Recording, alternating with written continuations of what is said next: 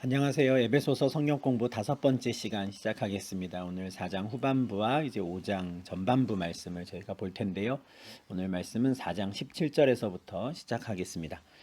그러므로 내가 이것을 말하며 주 안에서 증언하노니 이제부터 너희는 이방인이 그 마음에 허망한 것으로 행함같이 행하지 말라.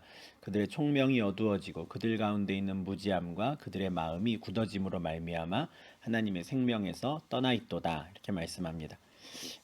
바울의 편지를 우리가 볼 때 이런 접속사를 좀 눈여겨 보면 이 내용의 의미가 무엇인지 그리고 어떤 맥락에서 이런 말씀들을 하고 있는지를 우리가 좀 더 분명하게 이해할 수가 있습니다. 17절에 이제 그러므로라고 하는데 앞에 어떤 일이 있었고 그러니 이렇게 해야 한다. 이렇게 원인과 결과를 나타내는 접속사죠. 그러면 바울이 이 앞에서는 어떤 이야기를 했길래 이제 그러므로라고 말을 하는가? 4장 1절 이하에 지금 하고 있는 모든 말씀들은 부르심을 받은 일에 합당하게 행해야 한다. 이제 이 이야기를 하고 있다고 이제 지난 시간에 말씀을 드렸습니다. 바울은 지금 그리스도 예수 안에서 유대인과 이방인들이 각각 부름을 받았고 그들이 이제 한 몸을 이루었다 했죠. 그러니 그렇게 한 몸을 이루라고 부르심을 그 받은 일에 합당하게 행해야 한다 했습니다. 그래서 4장 전반부에서는 범사에 그에게까지 자라야 한다 했죠. 머리 대신 그리스도의 그 장성한 분량에 이르기까지 온 성도들이 마음을 모아서 하나님의 아들을 믿는 것과 아는 것에 하나가 되어서 잘 성장해 가는 것, 이것이야말로 부르심을 받은 일에 합당하게 행하는 것이다 했습니다. 또 다른 그러므로가 이제 17절부터 이어지는 것이죠. 부르심을 받은 일에 합당하게 행해야 한다. 그러므로 너희는 이렇게 해야 한다 하는 겁니다. 4장 후반부에서 바울이 말하는 그 부르심에 합당한 일이라는 게 무엇이냐면 이방인이 그 마음에 허망한 것으로 행함같이 행하지 말라는 것이죠. 이방인들이 마음에 허망한 것을 채우기 위해서 하는 많은 행동들이 있는데 너희는 그렇게 하지 말라는 것입니다. 이 4장 17절에서 바울은 이방인이라는 표현을 어떤 혈통적인 민족적인 개념으로 쓰고 있지 않습니다. 에베소 교회의 대부분의 성도들은 이방인들이었거든요. 혈통적으로. 그런데 마치 그들이 이제는 이방인이 아닌 것처럼 혈통적으로 마치 완전히 유대인이 된 것처럼 말하는 것이죠. 너희는 이제 이방인이 아니니까 이방인들처럼 하면 안 된다. 지금 이렇게 말을 하는 겁니다. 여기서 지금 말하는 이방인은 하나님 나라 밖에 있는 사람들, 이제 하나님의 언약 밖에 있는 사람들을 의미하는 것이죠. 그들은 아직 하나님을 모르는 사람들이기 때문에 창조주 하나님만이 채워줄 수 있는 그 마음에 어떤 것이 있는데 그것을 채우지 못한 사람들입니다. 그래서 그 마음에 허망한 것을 채우기 위해 이제 다른 일들, 엉뚱한 일을 하는 사람들인 것이죠. 바울은 로마서 1장 21절에서도 그들에 대해 이렇게 말합니다. 그들이 원래는 하나님을 안다는 것이죠. 창조주 하나님을 아는 자들이에요. 왜냐하면 하나님께서 그 마음 가운데, 그 심령 가운데 하나님을 알만한 것을 심어 놓으셨고 또 하나님이 창조하신 모든 피조 세계 가운데 하나님의 성품을 드러내시기 때문입니다. 그러니 사람이 자연 만물을 보기만 해도 하나님을 안다는 것이죠. 알 수밖에 없다는 겁니다.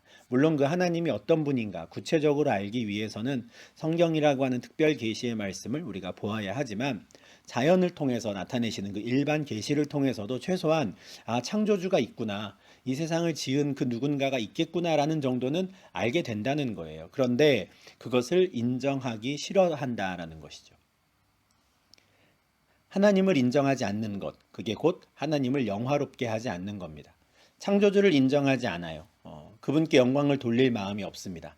근데 창조주는 인정하지 않되 이 세상은 살아가야 하고 창조주는 인정하지 않지만 이 세상의 현상들은 설명해야 하니 계속해서 그 생각이 허망해지는 거예요.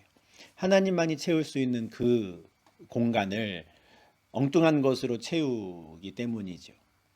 그 결과 그렇게 허망해진 마음으로 살아가는 그들은 점점 아둔해져 갑니다. 총명이 어두워지고 무지해지고 또 마음은 강팍해져요. 마음이 완악해지는 것이죠. 로마서 1장 21절에서도 오히려 그 생각이 허망해져서 미련한 마음이 어두워졌다 이렇게 말해요. 이게 무슨 말일까? 이어지는 로마서 1장 22절과 23절에 좀 더 구체적으로 말하는데요. 스스로 지혜 있다 하지만 어리석게 되었다 그래요. 그러니까 창조주 하나님을 인정하면 그것으로부터 그냥 모든 것이 해결될 텐데 그걸 인정하지 않아요. 그러다 보니 그 지혜로운 사람이 점점 어리석어지는 것이죠.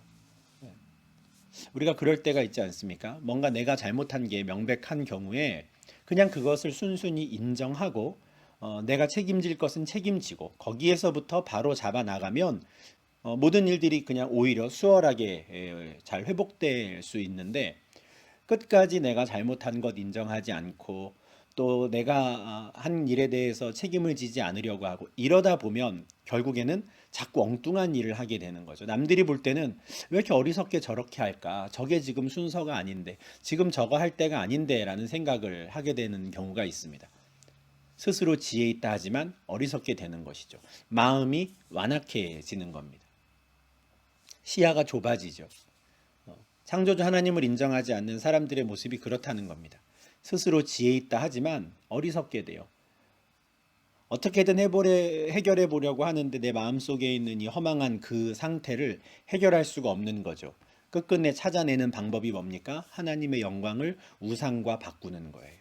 이 말씀에 대해서는 로마에 있는 사람들이라든가 에베소에 있는 사람들이라든가 그 당시 1세기에 있던 모든 사람들이 무슨 말인지 정확히 알았을 겁니다. 곳곳에 정말 곳곳에 온갖 짐승과 새 모양의 신전들이 있었거든요. 그 신상들이 세워져 있었어요. 저 새가 우리의 신이고 저 달이 우리의 신이고.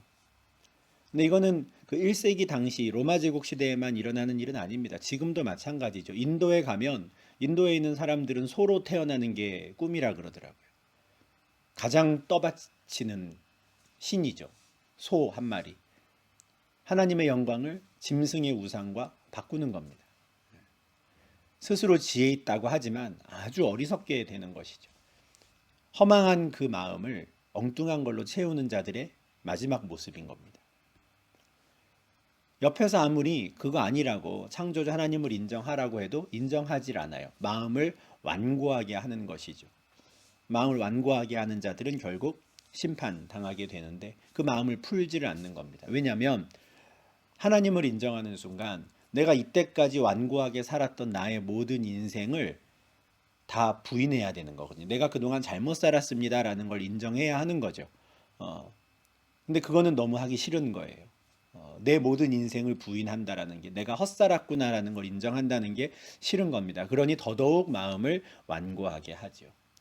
스스로 지혜 있다 하지만 총명함이 아둔해지고 무지해지는 그런 상태에 빠지는 겁니다. 그게 이방인들의 모습이라는 거예요. 근데 지금 바울은 에베소 교인들에게 너희들은 이방인들처럼 그렇게 하면 안 된다 하는 것이죠. 이방인들처럼 그렇게 하나님을 인정하지 않고 그렇게 그냥 자기의 지혜에 취해가지고 그렇게 살면 안 된다 하는 거예요.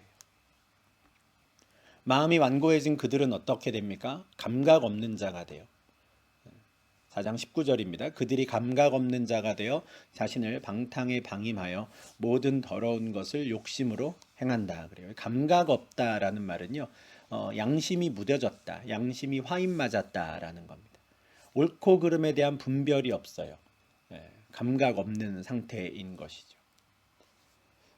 예를 들어서 저희가 지금 살고 있는 네덜란드에는 성매매가 합법입니다. 그래서 사람들이 아무런 거리낌 없이 성매매를 해요. 합법이래요. 괜찮대요. 감각 없는 것이죠. 그러니까 하나님께서 옳다 그르다 말씀하신 것을 거부하는 겁니다. 내가 판단할 수가 없는 문제인데 그 판단을 다른 사람들에게 맡기는 거죠. 다른 사람이 괜찮다 그러면 괜찮은가 보다 하는 거예요. 조금만 생각해 보면 이게 얼마나 참 헛된 일인가 싶어요.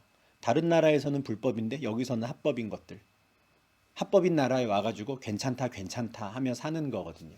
감각 없는 자가 되는 것이죠. 양심의 가책, 양심의 거리낌이라는 것에 대해서 눈을 감고 있는 겁니다. 창세기 4장 9절을 보면 원래 타락한 인간의 모습이 그렇구나라는 생각을 좀 하게 됩니다. 가인이 아벨 동생을 죽인 이후에 하나님께서 네 아우 아벨이 어디 있느냐라고 가인에게 물으시죠. 모든 상황을 다 알고 물으시는 겁니다. 그런데 가인이 눈 가리고 아웅하죠. 뭐라 그럽니까? 내가 알지 못합니다. 내가 내 아우를 지키는 자입니까? 감각 없는 자가 된 것이죠. 얼마나 뻔뻔한지 몰라요. 얼마나 양심이 없는지 모릅니다. 동생을 죽이는 일을 해놓고는 내가 알지 못합니다라고 하나님께 대답을 하는 것이죠. 가인의 후손 중에는 라멕이라는 사람이 있었습니다. 라멕이 자기가 한 일을 자랑스럽게 생각해서 노래로 만들어서 불렀거든요. 아내들에게 이런 노래를 들려줍니다. 나의 상처로 말미암아 내가 사람을 죽였고 나의 상함으로 말미암아 소년을 죽였도다. 누가 지나가다가 나를 툭 쳐서 내 팔이 조금 찢어졌다는 거예요. 뭐 싸움을 하다가 그랬을 수도 있습니다. 감히 내 상처를 내? 내가 그 사람을 죽였다는 거예요. 지나가다가 나를 탁 부딪히고 간 어떤 소년이 있었는데 내가 너무 아파서 그 소년을 죽였다는 겁니다. 그리고 자랑스럽게 노래를 불러요. 내가 이런 일로 사람을 죽였다. 나는 조금만 날 건드려도 난 가만 안 있어. 난 얼마든지 누구를 죽일 수 있는 사람이야. 내가 이렇게 센 사람이야. 라는 걸 노래로 불러요. 감각 없는 사람이죠. 이것이 하나님을 모르는 자들의 삶의 방식이에요. 하나님을 인정하지 않는 그 이방인들의 삶의 모습이 이렇습니다. 자기 양심이 화인을 맞은 자들이죠. 양심이 없는 것과 같이 마치 그렇게 사는 사람들이에요. 에베소 교인들은 그런 자들과 같이 행동하면 안 되는 것이죠. 그들은 자신을 방탕에 방임하는 자들이고 모든 더러운 것을 자기의 욕심껏 행하는 자들이에요. 방탕에 방임한다라는 건 이거는 성적인 음행을 주로 이야기합니다. 모든 더러운 것을 욕심으로 행한다. 나의 육신의 정욕, 사회의 성공 또는 돈을 버는 방법, 이 모든 것에 있어서 남들 관심 없다는 거죠. 내 욕심껏 채운다는 겁니다. 아마도 바울은 에베소에서 벌어지는 수많은 우상 숭배와 관련해서 아마 이런 말씀을 전할 겁니다. 우리가 에베소서 개관에서 말씀을 드렸다시피 그곳에는 아주 거대한 아르테미스, 아데미 여신을 섬기는 신전이 있었어요. 고대 세계 7대 불가사의 중에 하나라고 말씀드렸죠. 이 앞에 보이는 전면이 50m짜리고요. 길이고 저 뒤로 들어가는 깊이가 100m입니다. 50m, 100m. 축구장 크기만한 거대한 신전이 이미 2000년 전에 있었어요. 어마어마한 거죠. 저 신전 끝에는 유방이 여러 개 달린 수십 개의 유방을 가지고 있는 아데미 여신상이 있습니다. 그 여신 앞에 와서 절하면 부자가 된대요. 그 여신 앞에 와서 절하면 아이를 많이 낳을 수 있고 풍요로워진다 합니다. 그래서 수많은 에베소 사람들, 원근 각지에 있는 아시아 사람들, 심지어 다른 나라에서도 와가지고 여기 엎드리고 가요. 그러면 내가 부자가 되니까. 그런데 제사가 그렇게 끝나질 않습니다. 이 아데미 여신전에서 일하는 수많은 남자 창기가 있었고 여자 창기가 있었어요. 그들과 함께 혼음함으로써 행음함으로써 신에게 제사를 드린다 그래요. 방탕에 스스로를 방임하는 것이죠. 그냥 그렇게 내 온몸을 내 욕정 가운데 내던지는 겁니다. 이 원형 경기장 같은 이런 공연장에서 벌어지는 건 또 어떻습니까? 로마 제국 시대 때 유명했죠. 검투사들의 그 싸움, 짐승과도 싸우고 사람과도 싸우고 죽고 죽이는 그 피 튀기는 그 모습을 보며 사람들이 쾌락을 느껴요. 열광을 해요. 거기서 오락을 찾고 즐거움을 찾습니다. 온갖 것에 자기의 욕심을 한껏 채우는 데에 혈안이 되어 있었던 것이죠. 이방인들의 삶이 그러하다 하는 거예요. 바울은 에베소 성도들이 이제 그들과 같이 예전의 모습으로 돌아가면 안 된다 말하는 거예요. 부르심에 합당한 일이 아닌 것이죠. 그것은. 그럼 한편으로는 좀 궁금하기도 합니다. 그런데 왜 저렇게 한껏 자기의 욕심껏 사는 사람들을 하나님은 왜 그대로 두실까? 그렇게 하나님을 인정하기를 끝까지 거부하고 마음의 그 허망함을 자기의 욕심으로 채우려고 하는 저 사람들을 왜 하나님은 그대로 두실까? 왜 당장 혼내지 않으실까 싶어요. 근데 로마서 1장 24절에 보면 그렇게 내버려 두시는 게 하나님의 벌이라고 말합니다. 사람의 생각과는 조금 다르죠. 그러므로 하나님께서 그들을 마음의 정욕대로 더러움에 내버려 두셨다 그래요. 그들이 자기 몸을 얼마든지 욕되게 쓰든지 간에 그냥 내버려 두신다는 거예요. 마음의 정욕대로 더러움에 내버려 두시는 것. 이것이 하나님의 형벌입니다. 하나님의 심판이죠. 이미 그냥 그 길로 가면 죽음에 이르기 때문에 하나님께서 굳이 그들의 죽음을 앞당기시질 않는 거예요. 그냥 놔두시는 거죠. 그렇게 70년, 80년을 살다가 그냥 죽음에 이르도록 내버려 두시는 겁니다. 1장 28절도 마찬가지예요. 그들이 마음에 하나님 두기를 싫어하며 하나님께서 그들을 그 상실한 마음대로 내버려 두셔서 합당하지 못한 일을 하게 하신다. 하나님이 기뻐하지 않는 일들만 골라서 하게 그냥 내버려 두신다는 거예요. 그 상실한 마음, 하나님으로밖에는 채울 수 없는 그 마음을 엉뚱한 것으로 막 채우려고 하는 거 내버려 두세요. 왜냐하면 그들이 마음에 하나님 두기를 싫어하니까. 하나님은 억지로 하지 않으시는 것이죠. 그냥 그렇게 내버려 두시고 내버려 두시다가 죽음에 이르게 하시는 거예요. 그러니 저들에게 별일이 없네. 저렇게 해도 안 혼나네. 저렇게 해도 당장 하나님이 심판하지 않네. 그러면서 착각하고 그들과 함께 어울리면 안 되는 것이죠. 이방인의 과거의 삶으로 돌아가면 안 되는 겁니다. 이미 그들은 그리스도를 배웠거든요. 에베소 교인들은 이미 그리스도를 배운 자들이잖아요. 20절 21절 말씀입니다. 오직 너희는 그리스도를 그같이 배우지 아니하였느니라. 진리가 예수 안에 있는 것 같이 너희가 참으로 그에게서 듣고 또한 그 안에서 가르침을 받았다 하는 거예요. 너희는 그리스도를 그렇게 자기의 정욕의 스스로를 방탕에 방임하고 자기 욕심껏 살아도 된다고 그렇게 배우지 않은 것이죠. 그들이 배운 진리는 예수 안에 거하는 거였어요. 그리스도 안에 거하는 것, 그리스도 안에 있는 그 진리로 말미암아 그들이 하나님 나라 백성이 되었거든요. 그들이 배운 것이 무엇인지 생각해야 합니다. 그들은 예수께서 길이요 진리요 생명이심을 배웠어요. 예수님이 아니고서는 하나님께로 갈 수 있는 다른 방법이 없다는 것을 배웠습니다. 그리고 그것을 믿었죠. 그 결과 하나님의 비밀인 그리스도를 알게 되었죠. 그리스도로 말미암아 유대인이나 이방인이나 차별이 없이 다 하나님 나라 백성이 되었다고. 예전에는 유대인이나 이방인이나 다 죄인이었고 그들이 다 본질상 진노의 자녀였는데 이제는 그리스도로 말미암아 그들이 하나님께 나아갈 수 있게 되었다고. 이 비밀을 깨달았잖아요. 그러니 이제 앞으로 그들은 계속해서 그리스도에게서 듣고 그리스도 안에서 가르침을 받아야 합니다. 그리고 지금도 그렇게 했고요. 그러면 생각해야 하는 것이죠. 내가 그리스도께 들은 게 무엇인가? 내가 주 안에서 가르침을 받은 게 무엇인가? 그들은 무엇을 배웠습니까? 그리스도 안에 있어야 죄 사함을 받는다는 거 배웠잖아요. 그리스도 안에서 유대인과 이방인이 가까워졌다는 것도 배웠습니다. 그리스도 말고는 다른 답이 없어요. 하나님과 창조주와의 관계를 회복하는 것도 그리스도 안에서, 유대인과 이방인 사이에, 민족과 민족 사이에 있는 담장을 허물고 사람과 사람 사이가 하나 되어서 가까워질 수 있는 것도 그리스도 예수 안에서죠. 다른 방법이 없다는 것을 배웠습니다. 그러니 앞으로 계속해서 그리스도 안에 머물러야 하는 것이죠. 이 그리스도를 벗어나서 이방인들이 하는 것처럼 똑같이 살면서 그렇게 할 수는 없는 겁니다. 그들은 그리스도를 그렇게 배우지 않았거든요.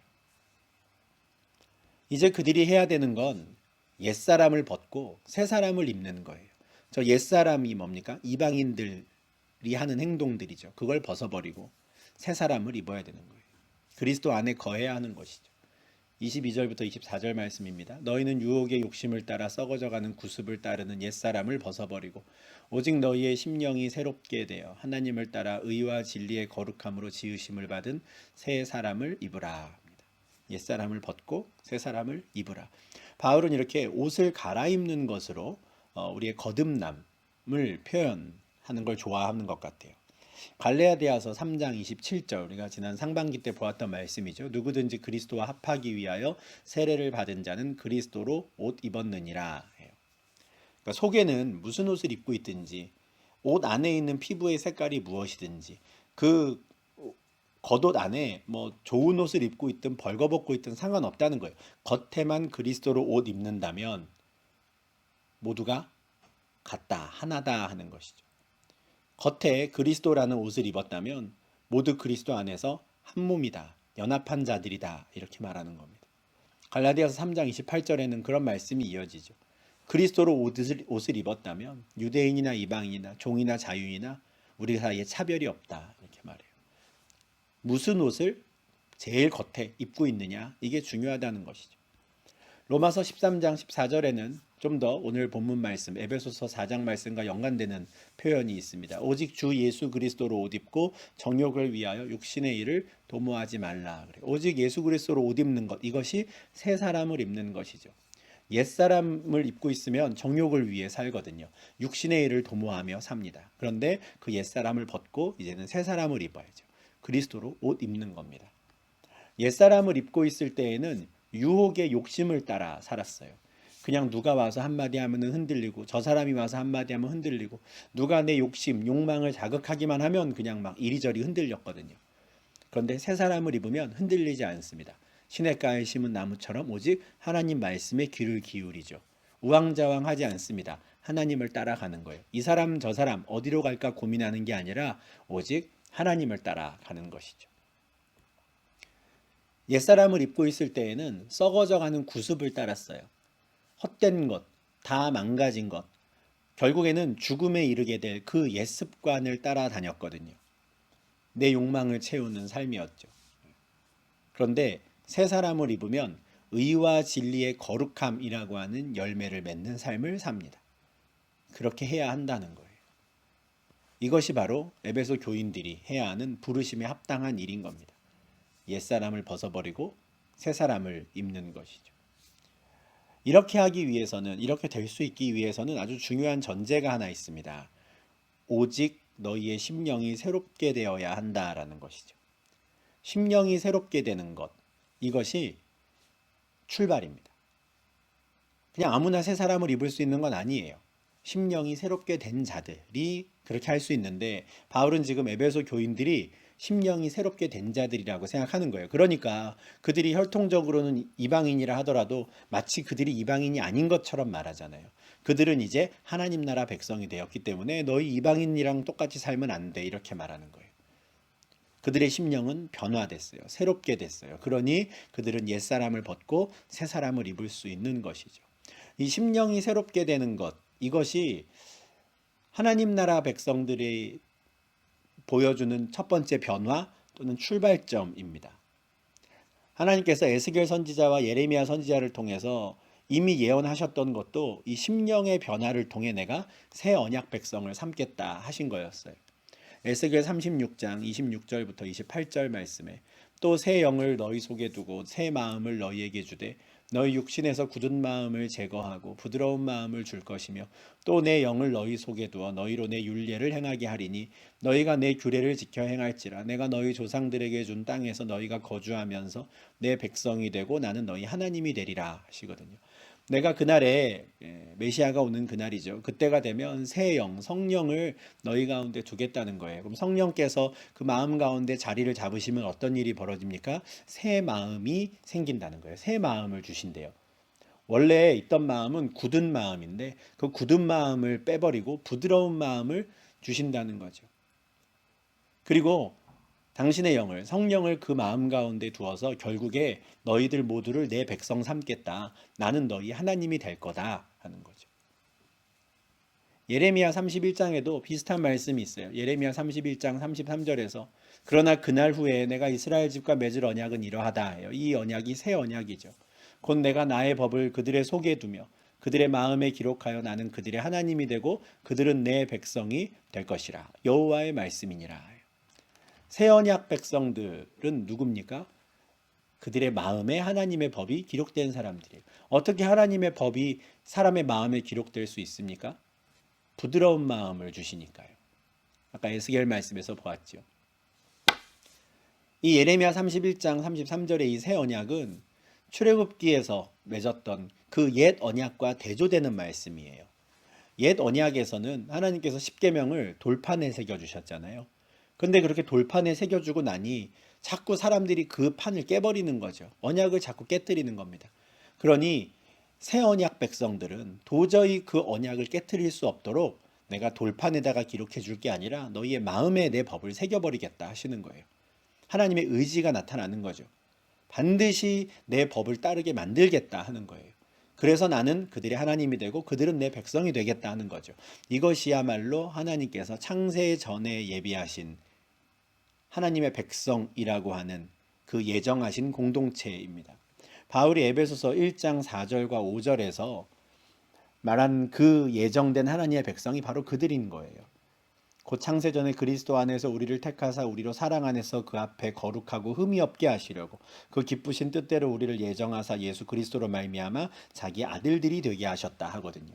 그때 에베소 1장 할 때 이 여기서 말하는 예정하신 그 하나님의 아들들, 하나님의 백성들을 공동체적인 개념으로 이해하셔야 된다 말씀을 드렸는데, 이런 맥락에서 드린 말씀입니다. 구약 시대 때부터 이미 하나님께서 창조하시기 전부터도 창조의 목적이 그거였던 거죠. 내 백성을 만들겠다. 그래서 아담을 만드셨고, 그래서 노아를 택하여 은혜를 주셨고, 그래서 아브라함을 택하여 부르셨죠. 내 백성을 만드시고자. 그런데 사람이 자꾸 그것을 거부하는 거예요. 깨뜨리는 것이죠. 그래서 하나님께서 그날에 메시아를 통해서 성령을 너희들에게도 보내주고 해서 내 백성을 삼겠다. 바울이 그것을 깨닫고 에베소서 1장 4절과 5절에서 창세전에 우리를 택하시고 예정하신, 이렇게 말하는 겁니다.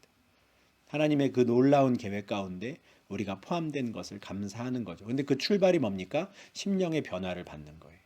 우리의 마음이 부드러워져야 하는 것이죠. 바울은 로마서 2장 29절에서도 마음의 할례를 받은 사람이 진짜 유대인이다 이렇게 말했거든요. 심령의 변화에 대한 이야기죠. 요한복음 3장 3절에서 예수님께서 사람이 거듭나지 않으면 하나님 나라를 볼 수 없대. 여기서 거듭난다는 것 역시 심령의 변화를 말하는 겁니다. 마음의 할례를 받는 것. 창조주 하나님을 인정하기 싫은 그 완악한 마음, 굳은 마음을 제거하고 이제는 부드러운 마음을 갖게 되어 그 부드러운 마음에 하나님의 법이 새겨진 자들, 그것이 바로 거듭난 자들이죠. 물과 성령으로 나지 아니하면 그런 일은 일어날 수가 없어요. 여기서 말하는 물은 물 세례고요. 성령은 성령 세례죠. 아까 에스겔서 또 예레미야 말씀을 보지 않았습니까? 성령께서 내가 그날 너희에게 새 영을 주겠다 하셨단 말이죠.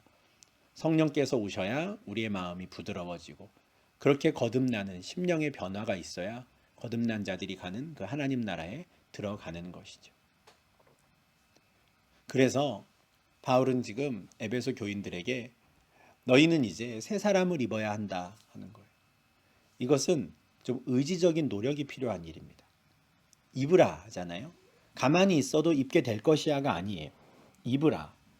어떻게 우리가 노력으로 할 수 있을까? 과연 할 수 있을까? 할 수 있다는 것이죠.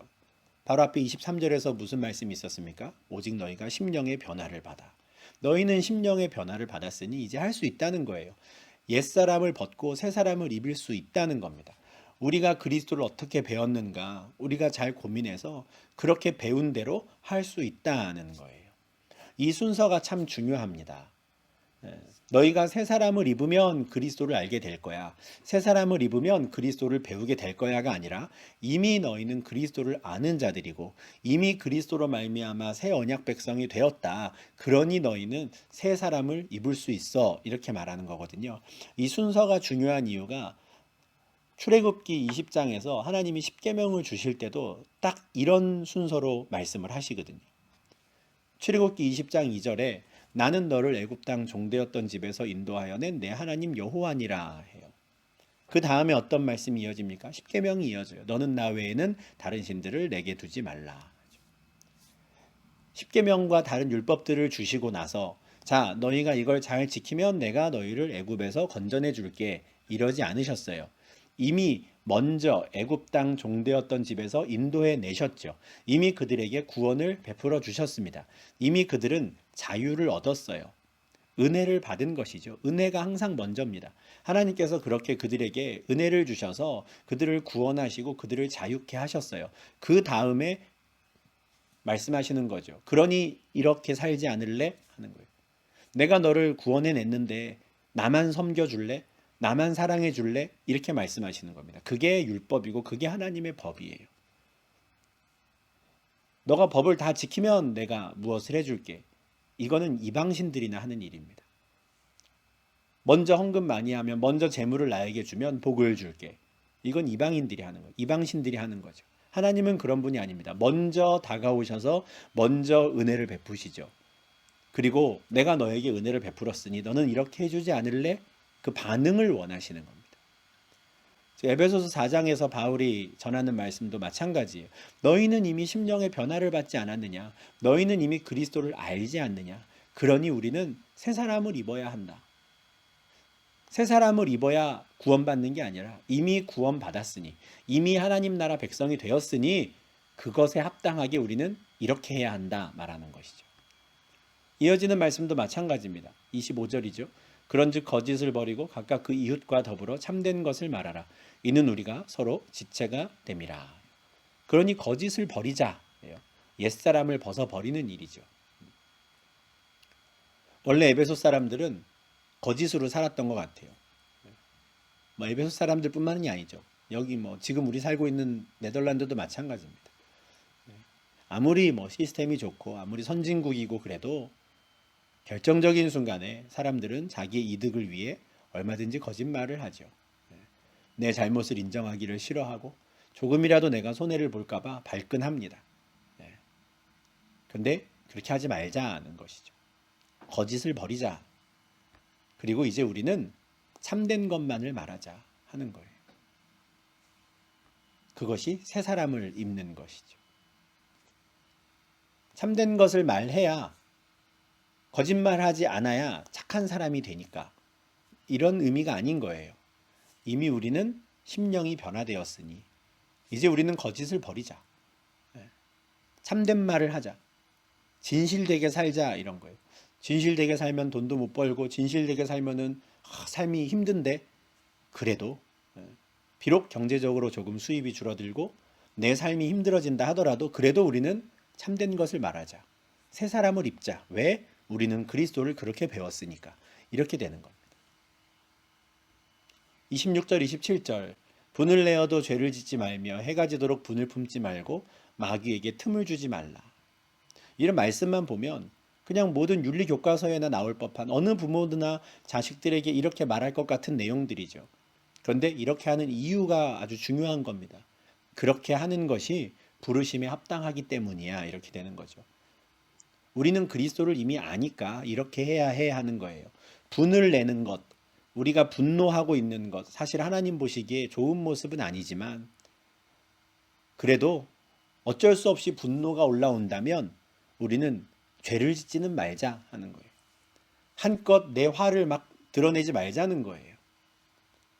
그리고 그렇게 분노가 올라오더라도 그날 끝내자 하는 겁니다. 해가 지도록 분을 품지 말자. 왜냐하면 하나님께서 보시기에 좋지 않은 모습이니까 이거를 그 다음 날도 또 그 다음 날도 계속 이어가지는 말자 하는 거예요. 신명기 24장 15절에 아마도 방금 우리가 보았던 에베소서 4장의 그 말씀의 좀 모티브가 될 법한 그런 말씀이 있습니다. 그 품삯을 당일에 주고 해진 후까지 미루지 말라. 이는 그가 가난함으로 그 품삯을 간절히 바람이라. 그가 너를 여호와께 호소하지 않게 하라. 그렇지 않으면 그것이 내게 죄가 될 것임이라. 참 하나님께서 섬세하시구나라는 게 느껴지는 말씀이죠. 가난한 자의 하루 일당 품삯을 챙기시는 하나님입니다. 누군가를 불러서 일을 시켜요. 그러면 일당을 당일날 주라는 거예요. 해진 다음에 저녁 때 다 돼서, 아니면은 그 다음날 주지 말라는 거예요. 왜냐하면 하루 벌어 하루 먹고 사는 사람, 가난한 자는 그 품삯을 간절히 기다린다는 거죠. 말도 못하고 기다려요. 그런데 안 주는 거죠. 그럼 그 억울함을 누구에게 호소하겠습니까? 여호와께 호소한다는 거예요. 하나님, 저 오늘 뭐 먹습니까? 내가 열심히 일했는데 저 사람이 품삯을 주지 않습니다. 호소하겠죠. 그러면 그 호소를 듣고 내가 너를 벌하겠다 하시는 거예요. 하나님이 얼마나 세심하시고 이렇게 사람 백성들을 돌보시는 분인지 몰라요. 품삯을 주지 않는 것, 악한 거거든요. 정당한 대가를 대우해 주지 않는 것, 대가를 주지 않는 것, 악한 일입니다. 공의롭지 않아요. 근데 그렇게 악한 것을, 그 상태를 해진 후까지 넘기지 말라는 겁니다. 우리의 분을 해진 후까지 넘기지 않아야 되는 것도 마찬가지 이유인 거예요. 하나님 보시기에 아름답지 않은 모습이니 그 모습을 빨리 끝내면 끝낼수록 좋은 것이죠. 계속해서 그 분을 이어가고 그 악한 모습을 다음 날도 또 그 다음 날도 계속 이어가는 거, 이거는 옛날 스타일이에요. 예전 이방인이었을 때의 모습이죠. 썩어져가는 구습을 따를 때 끝까지 가서 몇 날 며칠이 걸리든 내가 막 복수하고 어쨌든 내 손으로 그것을 막 해결하려고 하는 거, 이건 옛사람의 모습인 겁니다. 근데 이제는 하나님께 호소하고 하나님께 맡기고, 아무리 억울하더라도 분이 나더라도 하나님 보실 때에 합당하지 않은 모습이라 그러면 최대한 빠른 시간 안에 그 모습을 정리하는 것이죠. 의와 진리의 거룩함이라는 열매를 맺는 겁니다. 그렇게 하는 건 하나님께만 좋은 일이 아니에요. 자기에게 좋은 일입니다. 해가 지도록 분을 품고 있으면, 분이 난다고 해서, 분노가 치밀어 오른다고 해서 막 죄를 짓는다면 그건 마귀에게 틈을 주는 일이 되거든요. 마귀에게 틈을 주면 어떻게 됩니까? 마귀는 우리를 집어삼켜버리죠. 창세기 4장 7절 하반절에 하나님께서 가인에게 이런 말씀을 하세요. 죄가 너를 원하나 너는 죄를 다스릴지니라. 죄가 너를 원한다라는 건 죄가 너를 집어삼키고자 한다라는 거예요. 틈틈이 기회를 노리고 있는 모습이죠. 이렇게 설명하는 분이 있더라고요. 문 바로 앞에 죄가 웅크리고 있다는 거예요. 무슨 생물체 같이 문이 조금이라도 빼꼼 열리면 당장에 뛰어 들어오려고 그 문 앞에 웅크리고 있는 죄를 말씀하시더라고요. 아주 동의가 되는, 공감이 되는 설명이었습니다. 그렇게 죄는 우리를 원하고 있어요. 틈만 나면 뛰어들어와서 나를 집어삼키려고. 그런데 그렇게 하면 안 된다는 거예요. 우리가 죄를 다스려야 하는 것이죠. 그러려면 새 사람을 입어야 돼요. 예전에는 못하는 일입니다. 예전 같으면 우린 죄의 종이었기 때문에, 본질상 진노의 자식이었기 때문에 그냥 죄가 원하는 대로 그냥 휘둘려 다니는 게 우리의 모습이었어요. 그런데 이제는 심령이 변화되었잖아요. 이제는 그리스도를 알게 됐잖아요. 그러면 이제는 새 사람을 입고 그렇게 하지 않을 수 있는 거예요. 마귀에게 틈을 주지 않는 삶을 살 수 있는 것이죠. 4장 28절은 또 우리가 완전히 새로운 관념으로 우리의 경제 활동을 할 수 있다라고도 말합니다. 도둑질하는 자는 다시 도둑질하지 말고 돌이켜 가난한 자에게 구제할 수 있도록 자기 손으로 수고하여 선한 일을 하라. 이것도 뭐 어디 뭐 좋은 말씀, 좋은 생각 이런 데 나올 법한 그런 구절인데, 이렇게 하면 우리가 착한 사람이 되기 때문에 이렇게 하라는 게 아니에요. 이미 우리가 심령이 새롭게 되었으니, 이미 우리가 그리스도인이 되었으니 이렇게 하자 하는 거예요. 예전엔 도둑질하고 있었는데 이제는 교회 공동체에 들어온 하나님 나라 백성이 되었으니, 이제는 그리스도가 아는 자가 되었으니까 이제 다시는 도둑질하지 말자. 근데 도둑질하지 않는 것 용서받았어요. 근데 진정한 용서와 회개는 실제로 돌이키는 구체적인 삶으로 나타나야 합니다. 돌이켜야 하는 것이죠. 요한복음 8장에서도 가늠하다가 잡혀온 여인을 향해서 예수님께서 그를 용서해 주시죠. 사람들이 와서 이 여인을 어떻게 할 것이냐라고 했을 때 그 유명한 말씀을 하시잖아요. 너희 중에 죄 없는 자가 돌로 치라. 하나님, 예수님께서 그 여인을 용서하시는 거예요. 요한복음 8장 11절에 나도 너를 정죄하지 않는다 해요. 용서하시는 거죠. 그런데 너 용서받았으니 끝, 이게 아니에요. 더 중요한 말씀이 이어지죠. 가서 다시는 죄를 범하지 말라. 정말 용서받은 자라면, 진정으로 회개한다면 돌이키는 일이 일어나야 되는 것이죠. 나 용서받았어 하고 또 그 일을 하면 안 되는 겁니다. 다시는 죄를 범하지 말아야 하는 것이죠. 마찬가지예요. 도둑질하던 사람이 이제 다시 도둑질 안 해요. 근데 그걸로 끝나면 안 되고 돌이켜야 돼요. 완전히 새로운 삶을 살아야 하는 것이죠. 그게 뭡니까? 이제는 자기 손으로 수고해서 선한 일을 하는 거예요. 자기 손으로 수고해서. 에베소 교인들에게 갑자기 도둑질이라고 하는 이런 구체적인 죄에 대해서 이야기하는 이유가 있었겠죠. 그 당시를 연구한 학자들의 설명에 따르면 로마 제국 시대 때 수많은 노예들이 있었는데, 인구 분포로 보면 제일 많은 사람들이 노예죠. 근데 그 노예들이 그렇게 서로가 서로의 것을 훔쳤다는 거예요. 도둑질했다는 겁니다. 그런데 에베소 교인들 중에는 그 노예들도 많았던 거예요. 종살이하는 사람들이 많았던 것이죠. 근데 그들에게 이제는 하면 안 된다 말하는 거예요. 이제 우리는 심령이 변화된 자들이니 우리는 거짓을 버리고 진실되게 살아야 한다. 진실된 삶의 행위가 뭡니까? 남의 거 훔쳐오지 않는 거죠. 도둑질하지 않는 겁니다. 그러니 이제는 내 손으로 수고하는, 그렇게 해서 수입을 얻자 하는 거예요. 그런데 그렇게 손으로 수고하는 목적도 이젠 달라집니다. 그동안에는 내 욕심을 채우려고 다른 사람 것 훔쳐왔거든요. 그런데 이제는 안 그러는 거예요. 이제는 가난한 자에게 구제할 수 있도록 수고해보자 하는 거예요. 완전히 패러다임이 달라지는 것이죠. 이것을 단지 그냥 1세기 그 노예들, 종으로 살았던 성도들, 에게만 한정 지을 게 아닙니다. 지금도 우리는 이 말씀을 적용할 수 있죠. 도둑질이라는 게 실제 무슨 뭐 물건을 훔쳐오는 것만이 도둑질이 아니잖아요. 예, 주식으로, 금융으로, 뭐 도박으로 얼마나 장난질하는 사람들이 많습니까? 나쁜 짓 하는 사람들이 많아요. 남의 것을 빼앗아 오는 사람들이 참 많은 거죠. 그게 다 도둑질입니다. 정당한 일의 대가, 정당한 투자에서 얻는 합당한 소득, 그 소득에 알맞는 세금을 내는 것, 이런 것들에 대해서 사람들이 인색해요.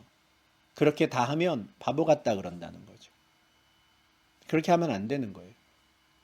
다시는 우린 도둑질하면 안 되는 겁니다. 우리는 거듭났으니까. 우리는 심령에 새롭게 됨을 얻었으니까.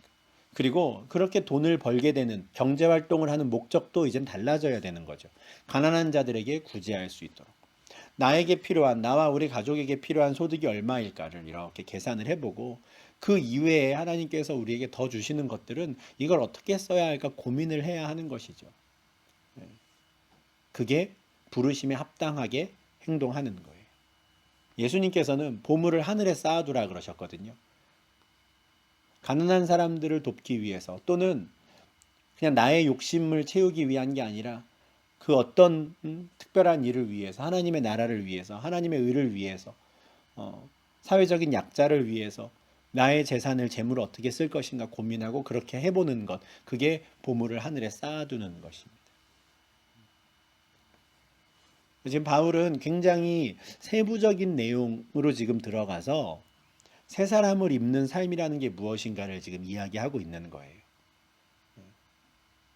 거짓을 버리는 것, 또 참된 것을 말하는 것, 도둑질하지 않는 것, 가난한 사람을 위해 경제 활동을 하는 것, 이게 다 새 사람을 입는 것이죠. 말도 그렇습니다. 언어 습관도 달라지는 거예요. 4장 29절입니다. 무릇 더러운 말은 너희 입 밖에도 내지 말고 오직 덕을 세우는 데 소용되는 대로 선한 말을 하여 듣는 자들에게 은혜를 끼치게 하라. 이제는 말도 예쁘게 한다는 거예요. 거듭난 자들은, 심령이 새롭게 된 자들은. 예전에는 더러운 말을 막 했어요. 욕도 하고 음담패설도 하고. 그런데 이제 그거 안 하고 덕을 세우는 데 도움되는 말만 한다는 거예요.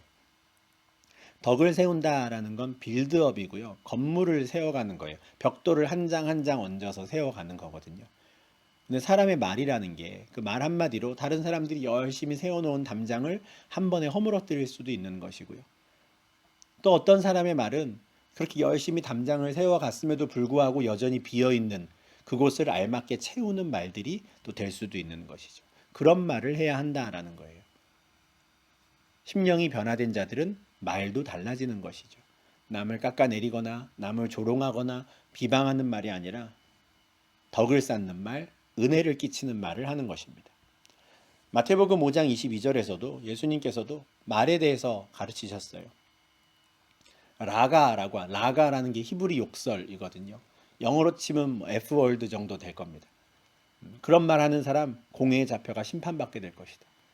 네 형제에 대해서 미련하다 하는 자 지옥불에 들어가게 될 것이라. 그런 말 하지 말라는 거예요. 말을 예쁘게 하라는 거죠. 선한 말, 은혜가 되는 말을 하라는 겁니다. 야고보서 3장 2절에서 야고보는 우리가 다 실수가 많다 인정해요. 우리가 연약하죠. 그렇다고 해서 아무 말이나 해도 된다고 말하지 않습니다. 말에 실수가 없어야 한다는 거예요. 애써야 하죠. 그래야 온전해진다 하는 겁니다. 아, 나 원래 이래요 하면 안 되는 거예요. 이제 우리는 심령의 변화를 받아서 옛사람을 벗었잖아요. 새 사람을 입었잖아요. 입을 수 있다는 거예요. 할 수 있다는 겁니다. 말을 예쁘게 해야 하는 것이죠. 근데 만약에 그렇게 하지 않고 나 심령에 변화됐어요. 거듭났어요. 라고 하면서도 그냥 그대로 옛사람의 옷을 입고 있으면 어떻게 되겠습니까? 우리 안에 계신 하나님의 성령이 근심하시는 거죠. 하나님의 성령을 근심하게 하지 말라 그랬거든요. 심령이 변화될 수 있었던 이유가 뭡니까? 성령께서 우리 가운데 들어오셨기 때문이에요. 성령이 들어오셔야 굳은 마음을 제거하고 부드러운 마음을 주신다 그랬잖아요. 새 영을 너희에게 주어서 부드러운 마음을 주고 그 마음에다가 내 법을 새기겠다 했거든요. 그러니까 성령께서 함께 하시는데 그럼에도 불구하고 그 말씀을 안 들어. 내 마음에 새겨진 하나님의 법을 모르는 척해. 그러면 성령께서 근심하는 거죠. 성령은 우리의 연약함을 도우십니다. 그래서 우리가 넘어졌을 때, 그래서 어떻게 기도해야 될지도 모를 때, 그럴 때에도 성령께서 우리를 위해 기도하신대요. 말할 수 없는 탄식으로. 우리에 대한 안타까움이 있으신 거예요. 우리가 이렇게 연약하다. 이 인간이 지금 이렇구나라는 걸 아시는 거죠. 그렇게 열심히 탄식해서 기도하는데 우리가 그 기도를 그냥 들은 채 만체하고 여전히 그냥 엉뚱한 곳에 가서 이방인들이 그냥 하던 그 습관대로 그대로 그냥 한다면 성령이 근심하게 되는 것이죠. 그렇게 하면 안 된다는 거예요. 우리는 성령 안에서 인치심을 받은 자들이거든요. 도장을 받은 자들이라는 거예요. 무슨 도장입니까? 우리가 진리를 안다라는 것, 구원의 복음을 안다라는 도장을 받았단 말이에요. 그 안에서 너희도 진리의 말씀 곧 너희의 구원의 복음을 듣고 그 안에서 또한 믿어 약속의 성령으로 인치심을 받았다. 1장 13절에서 이미 말씀했죠. 그러니까 성령으로 인치심을 받았다는 건 너 그 진리를 아는 자야 이 말이에요. 너 구원받은 자야. 너 그리스도 안에 있는 자야 하는 거예요. 그러니 너는 새 사람을 입어야 해 하는 것이죠. 더 이상 예전처럼 똑같이 살면 안 돼 하는 겁니다. 4장 31절 32절이죠. 너희는 모든 악독과 노함과 분냄과 떠드는 것과 비방하는 것을 모든 악의와 함께 버리고 서로 친절하게 하며 불쌍히 여기며 서로 용서하기를 하나님이 그리스도 안에서 너희를 용서하심과 같이 하라 해요. 모든 악독, 노함, 분냄, 떠드는 것, 비방하는 것 이거 다 버려야죠. 악독, 노함, 분냄, 악의 이런 건 다 뭡니까? 이방인들이 하는 거거든요. 근데 이제부터는 그 이방인이 행하는 것처럼 하면 안 되는 거예요. 그거 다 이제 버려야죠. 그리고 이제는 친절하게 서로가 서로를 불쌍히 여기며 그렇게 서로가 서로를 용서해야 하는 거예요. 왜요? 하나님이 우리를 용서하셨으니까. 하나님이 그리스도 안에서 우리를 용서하셨으니까 우리도 그렇게 하자는 거예요. 다시 말씀드리지만 이 순서가 중요합니다. 너가 그렇게 친절히 대하고 불쌍히 여기면 구원받을 거야. 이게 아니에요. 이미 우리는 구원을 받았으니 그 용서와 긍휼이 무엇인지 우리는 아니까 우리가 그렇게 하자라는 거예요. 마태복음 6장 14절 15절에서도 우리가 하나님께 용서를 받는 것과 우리가 다른 사람의 잘못을 용서하는 것이 아주 밀접하게 연관되어 있다 하는 말씀을 하시죠. 우리는 새 사람을 입어야 하는 겁니다. 에베소 교인들에게 지금 바울이 당부하는 게 바로 이것이죠. 너희가 그리스도를 어떻게 배웠는지를 잘 기억하고 그것에 합당하게 새 사람을 입어야 한다는 거예요. 그것이 바로 너희가 부르심을 받은 일에 합당하게 행하는 것이다. 이렇게 말하는 거죠. 4장 전반부에서는 공동체를 향해서 너희 에베소 공동체가 부르심에 합당하게 행하려면 이렇게 해야 한다를 말했어요. 그게 뭐였습니까? 모두가 다 그리스도에게 잘 연합해서 연합할 수 있도록 직분자들은 수고해야 하고요. 그렇게 잘 연합해서 다 같이 그리스도의 장성한 분량에까지 자라야죠. 잘 자라서 머리에 어울리는 몸이 되는 것, 그것이 공동체적으로 부르심에 합당한 일이었어요. 4장 후반부에서는 개개인의 삶 속에서 성도로서 그리스도인으로서 부르심을 받은 일에 합당한 삶이란 무엇인가를 설명합니다. 그것에 대한 권면이죠. 새 사람을 입으라 라고 한마디로 표현할 수 있지만 그 구체적인 내용이 뭐였습니까? 거짓을 버리고 진리를 말하는 것, 그리고 도둑질을 하지 않는 것, 이제는 내 손이 수고해서 내가 경제활동을 하는 것, 이런 것들이었어요. 굉장히 세밀한 내용들이었죠. 그렇게 할 수 있는 이유는 우리가 심령이 변화를 받은 자들이고 그렇게 부르심을 받았으니 그에 합당하게 우리는 새 사람을 입어야 한다. 우리가 배운 그리스도가 누구인지 어떤 분인지 잘 기억해라 하는 권면의 말을 전하는 겁니다. 이렇게 해서 우리가 4장 후반부까지 지금 말씀을 보았고요. 5장과 6장에서도 계속해서 4장 1절의 주제가 이어집니다. 부르심을 받은 것에 합당하게 행한다는 것은 무엇인가? 그 이야기가 지금 계속 이어지는데 우리 다음 영상에서도 이제 5장 전반부 말씀 계속해서 보도록 하겠습니다.